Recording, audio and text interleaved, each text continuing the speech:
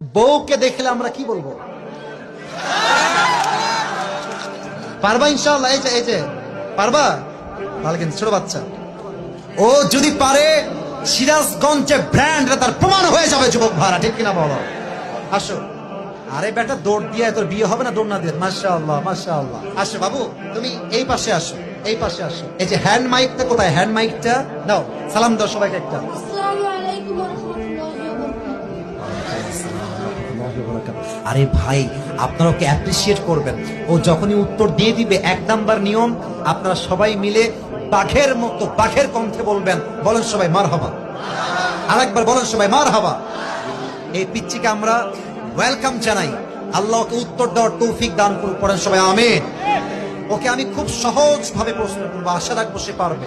বলো তো, আমার নবীর গায়ের চামড়ার রং কেমন ছিল? পারবে? সাদা সুন্দর না লাবণ্যময় সুন্দর? বলো সবাই। লাবণ্যময় সুন্দর। এবার বলো, আমার নবী কি দেখতে লম্বা ছিলেন, গুঠু ছিলেন, না মাঝারি গঠনের ছিলেন? মাঝারি গঠন। আল্লাহ বলেন সবাই মারহাবা। এবার বলো, আমার নবীর চেহারায় দাড়ি কি ছোট ছিল না চাপ দাড়ি ছিল? চাপদারি। আপনারা বলেন ও পারবে। ওর গায়ের শক্তি বলছে সিরাজগঞ্জের যুবকরা, বাচ্চারা, এটা বাঘের বাচ্চা এরা। এবার তুমি একটু বুঝে শুনে উত্তর দাও। নবীর চুলের যে কাটিংটা ছিল, কাটিং এর নাম কি ছিল?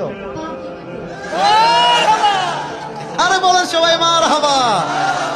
এবার বলো তো, নবীর হাতের তালু কেমন ছিল? নবীর হাতের তালুটা এটা কি শক্ত ছিল না মুলায়ম ছিল? মুলায়ম ছিল।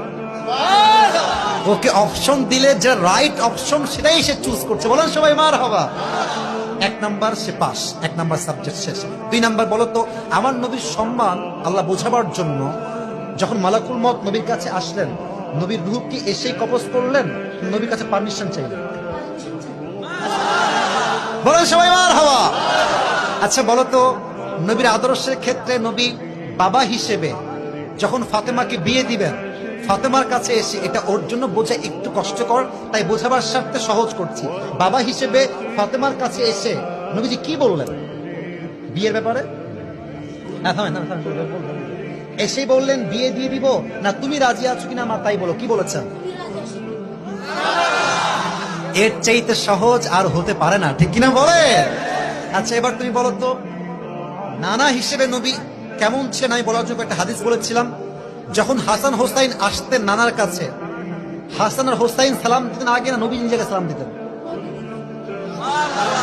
আচ্ছা এবার বলো, নবীর কাঁধে যখন হাসান আর হোসাইন উঠে বসলেন, নবীজি কি ধাক্কা দিয়ে ফেলাই দিলেন না কি করলেন?